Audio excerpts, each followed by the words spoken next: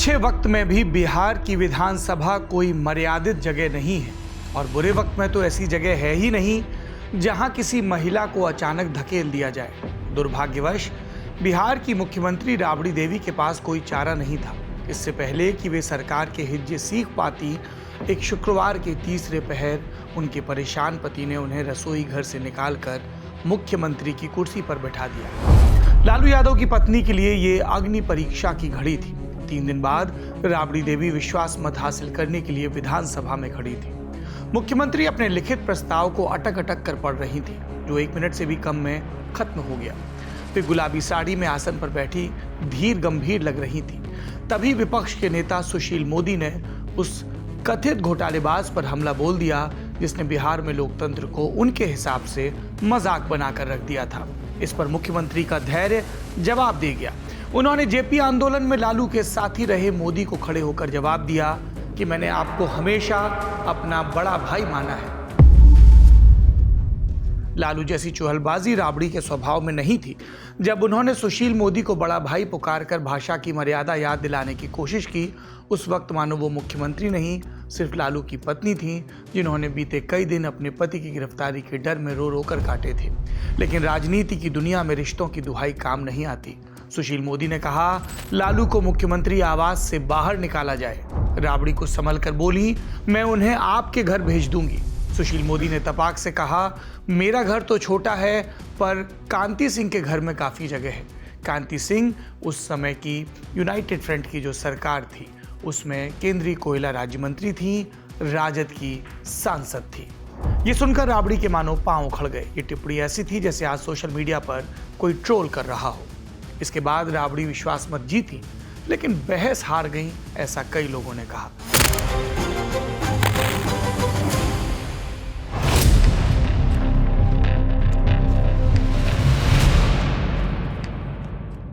नमस्कार, सौरभ द्विवेदी नाम है हमारा और आप देख रहे हैं तहखाना, इंडिया टुडे हिंदी का वो शो जिसमें हम लेकर आते हैं हमारी मैगजीन में छपी पुरानी कहानियां नए संदर्भों के साथ। आज तहखाना के बिहार चैप्टर में कहानी राबड़ी देवी के मुख्यमंत्री बनने की। इस कहानी के लिए हम रुख करेंगे 4 अगस्त 1997 की इंडिया टुडे मैगजीन की कवर स्टोरी लालूज लास्ट लाफ, जिसे हिंदी में मर्यादा का मखौल नाम से छापा गया, और 11 अगस्त 1997 की cover story the education of Rabri Devi, जिसे हिंदी में पति के पद चिन्हों पर चलने का पाठ इस शीर्षक से छापा गया।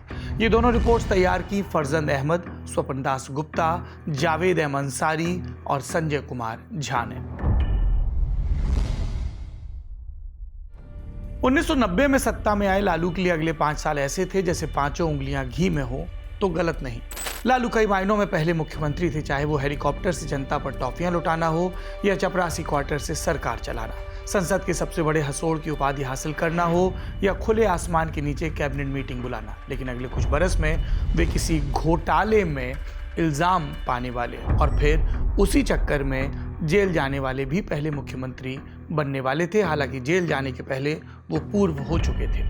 1993 का बरस था जब सुशील मोदी ने असेंबली में पहली बार ये मसला उछाला कि पशुपालन विभाग से बजट से ज्यादा और लगातार पैसों की निकासी हो रही है।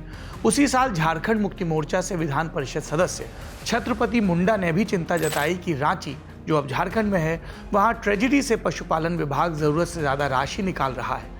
लेकिन दोनों बार मुख्यमंत्री लालू ने सवाल का ठीक से जवाब नहीं दिया। विपक्ष ने जब विभाग के अकाउंट की जानकारी मांगी तो लालू सरकार उसे दिखाने में विफल रही। फिर 1995 के बिहार चुनाव में लालू की वापसी हुई और 1996 तक वो जनता दल के राष्ट्रीय अध्यक्ष भी बन गए। अब उनकी आंखों में प्रधानमंत्री बनने का सपना चमकने लगा था। लेकिन सत्ता के सूरज के बेहद करीब उड़ने से कब उनके पंख जलने लगे, उन्हें और उनके सहयोगियों को पता ही नहीं चला। इसके लिए आपको बैकग्राउंड समझनी होगी।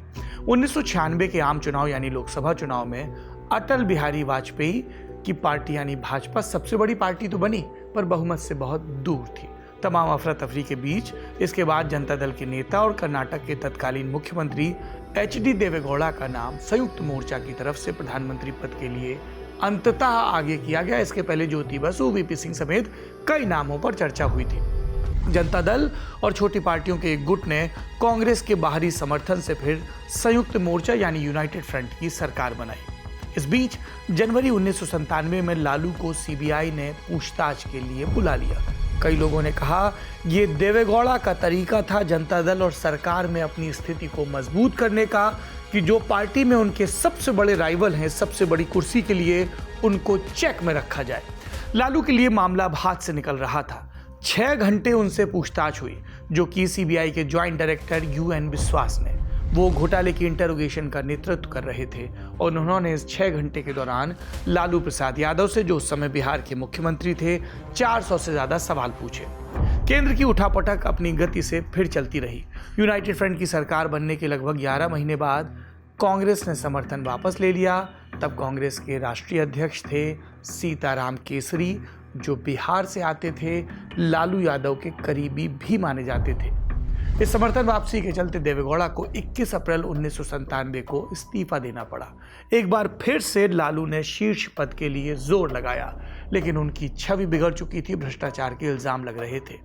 तब उन्होंने अपना अगला कार्ड चला और इंद्र कुमार गुजराल का नाम आगे बढ़ाया।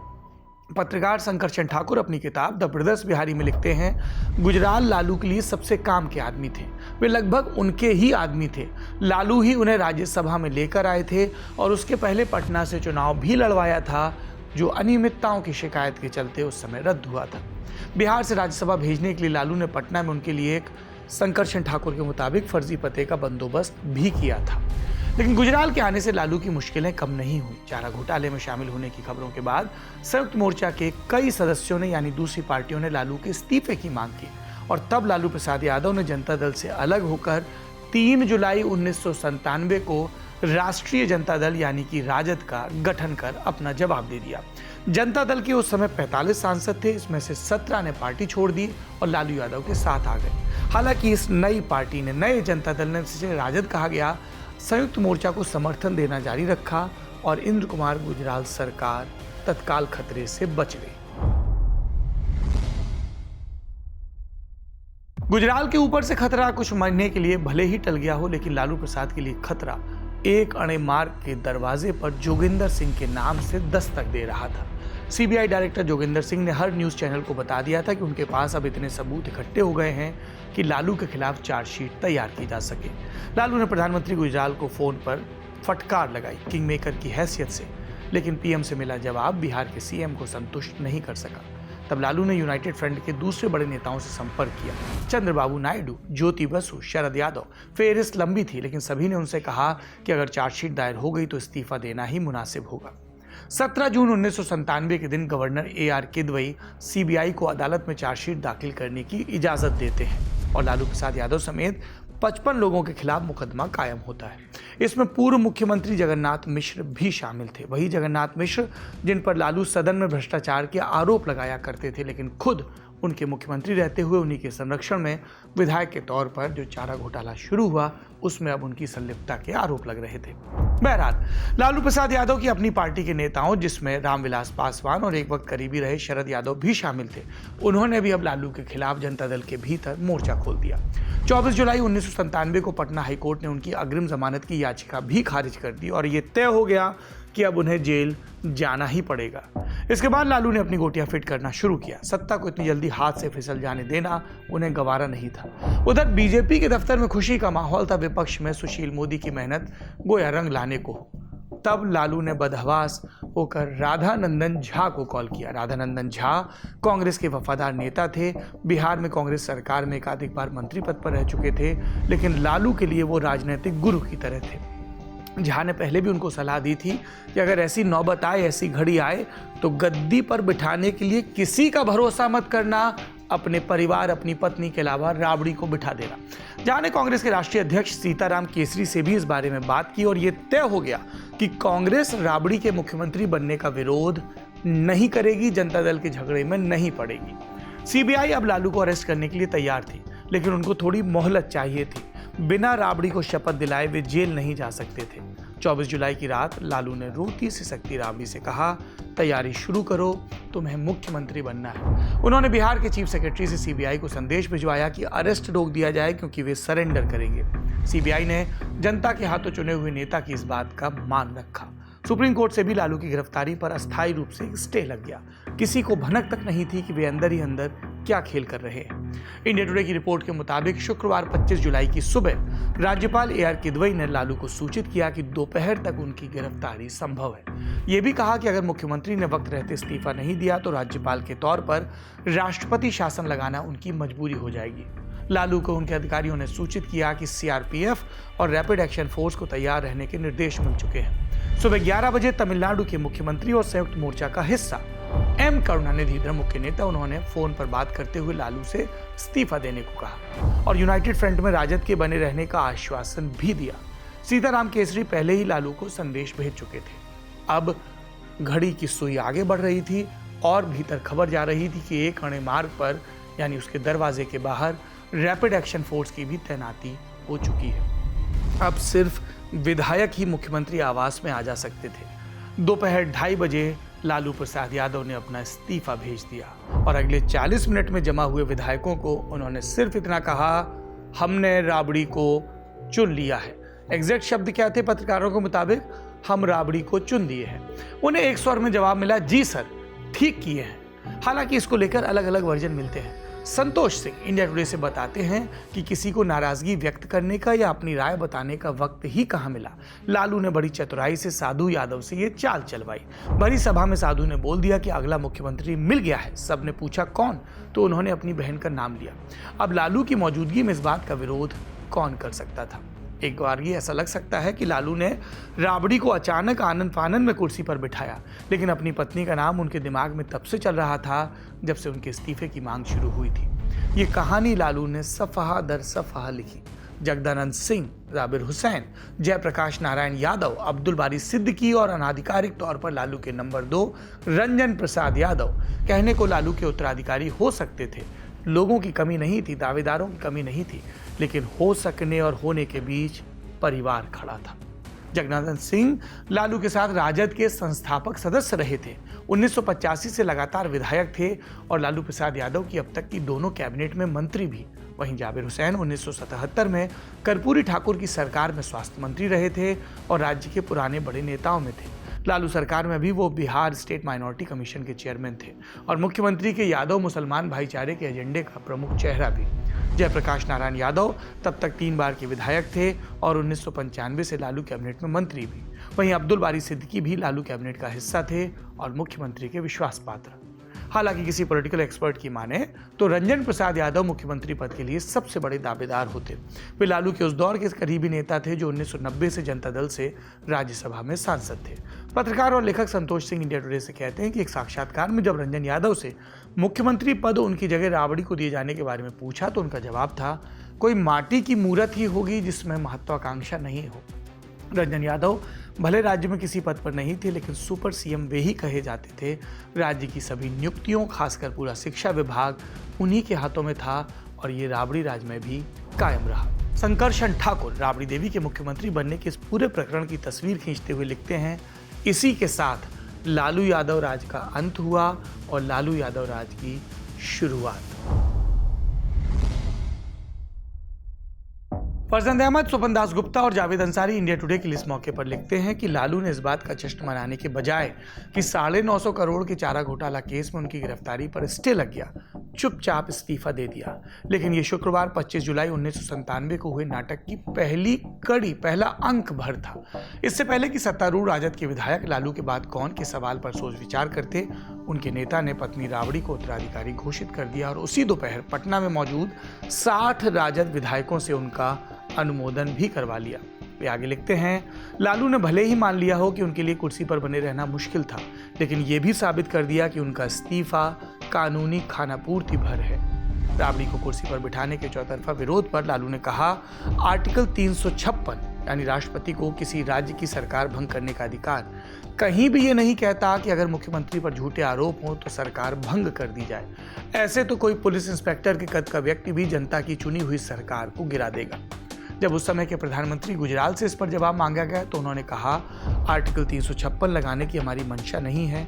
राज्यपाल की सहमति से राजद नया नेता चुनने के लिए स्वतंत्र है। इंडिया टुडे के मुताबिक गवर्नर से मुख्यमंत्री पद की शपथ लेते हुए राबड़ी देवी 3 बार अटकी। मुंह दबाकर हंसते लोगों के बीच कई लोगों ने उपहास भी किया, लेकिन लालू ने कहा, कल से टन टन बोलेंगी। संकर्षण ठाकुर लिखते हैं कि राबड़ी अपने चारों तरफ इतना हल्ला देखकर गोया भावशून्य हो गई थी। संभवतः घबराहट में हवाई चप्पल में ही शपथ लेने आ पहुंची। उनके पांव की उंगलियों में लगी लाल नेल पॉलिश छिटक कर बदरंग हो चुकी थी।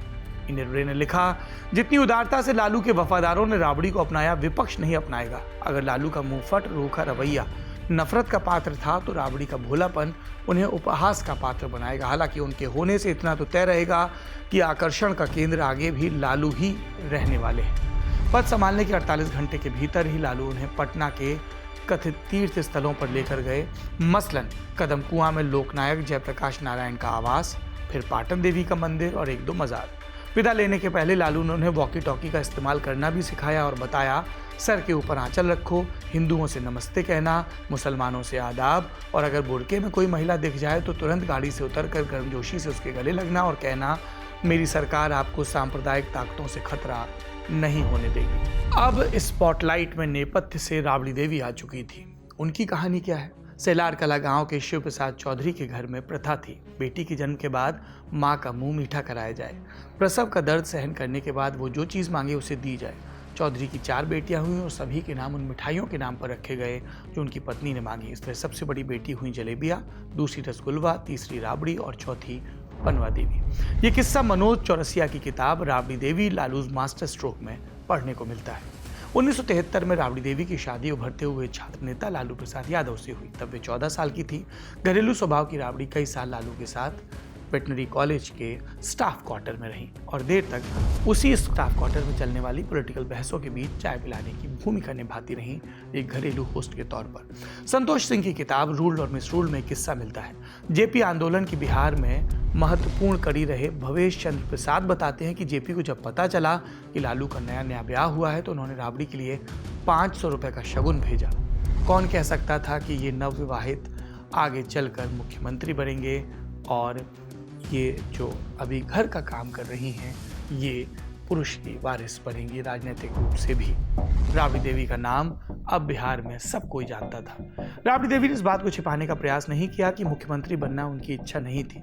वे आज भी सिर्फ अपने पति की आज्ञा का पालन कर रही थी। वे पहले एक माँ और पत्नी है, उसके बाद मुख्यमंत्री। पत्रकारों के किस्से बताते हैं कि राबड़ी देवी ने मुख्यमंत्री पद संभालने के बाद भी किचन का काम और लालू के लिए सुबह की चाय बनाना नहीं छोड़ा। बढ़ते क्राइम के बाद उनकी सरकार को जंगल राज का तमगा मिला। लालू का लग्जरी जेल से सरकार चलाना और राबड़ी का रबर स्टैंप होना इस सरकार की पहचान बनकर रहे। बहरहाल राबड़ी ने, या यूं कहें कि उनके जरिए लालू ने इसके बाद भी बिहार पर साल 2005 तक राज किया। वे नीतीश कुमार जो लगभग 19 साल और श्रीकृष्ण सिन्हा जो पहले सीएम थे बिहार के और 13 साल मुख्यमंत्री रहे, उसके बाद तीसरी सबसे लंबी कार्यकाल के हिसाब से 8 साल तक पद पर रहने वाली मुख्यमंत्री रही। इस बीच राबड़ी देवी को 2 बार पद से हटाने की कोशिश भी की गई। पहली कोशिश 1999 में अटल बिहारी वाजपेयी की केंद्र सरकार ने की। सुंदर सिंह भंडारी को बिहार का राज्यपाल बनाकर भेजा। भंडारी बीजेपी के जनसंघ के जमाने के नेता थे, लालू के धुर विरोधी और आरएसएस के व्यक्ति। अटल सरकार ने 1998 में भी जंगल राज की बात कहकर राज्य सरकार को भंग करने की मांग की थी, लेकिन तब राष्ट्रपति KR नारायणन ने इस मांग को नकार दिया था। इस बार भंडारी ने फिर राष्ट्रपति शासन लगाने की मांग की, नारायणन मान गए। नतीजा 12 फरवरी को राबड़ी को मुख्यमंत्री की कुर्सी खाली करनी पड़ी, लेकिन लालू ने केंद्र में जाकर कांग्रेस की अध्यक्ष सोनिया गांधी से समर्थन मांगा। विपक्ष में बैठी कांग्रेस ने लालू को सपोर्ट किया और 9 मार्च को राज्यसभा में प्रस्ताव पर सहमति न जुटा पाने की आशंका के बीच वाजपेयी सरकार ने फैसला वापस लिया। बीजेपी ने एक बार फिर लालू के हाथों मुंह की खाई। दूसरा प्रयास नीतीश कुमार को आगे रखकर किया गया। साल 2000 में नए सिरे से चुनाव हुए। किसी भी एक दल को स्पष्ट बहुमत नहीं मिला था, लेकिन नीतीश कुमार को जो शपथ दिलाई गई वो 7 दिन में ही अधूरी रह गई, इन द सेंस कि वो अपने लिए नंबर नहीं जुटा पाए और राबड़ी देवी की एक बार फिर गठबंधन सरकार के मुखिया के तौर पर सत्ता में वापसी हुई। ये कहानी आपको आगे के एपिसोड्स में सुनाएंगे। आप देखते रहिए इंडिया टुडे हिंदी का ये खास कार्यक्रम तहखाना। अगर आपको विस्तार से अतीत की और वर्तमान की खबरों में दिलचस्पी है तो इंडिया टुडे मैगजीन को सब्सक्राइब करिए। उसके डिजिटल एडिशन को भी सब्सक्राइब कर सकते हैं और इस यूट्यूब चैनल पे सब्सक्रिप्शन का बटन दबाना ना भूलें। शुक्रिया। इसी तरह की तसल्ली से भरी हुई एक्सक्लूसिव रिपोर्ट्स देखने के लिए सब्सक्राइब करें इंडिया टुडे हिंदी का यूट्यूब चैनल और बेल आइकन जरूर प्रेस करें ताकि वीडियो अपलोड होते ही आपको खबर हो जाए।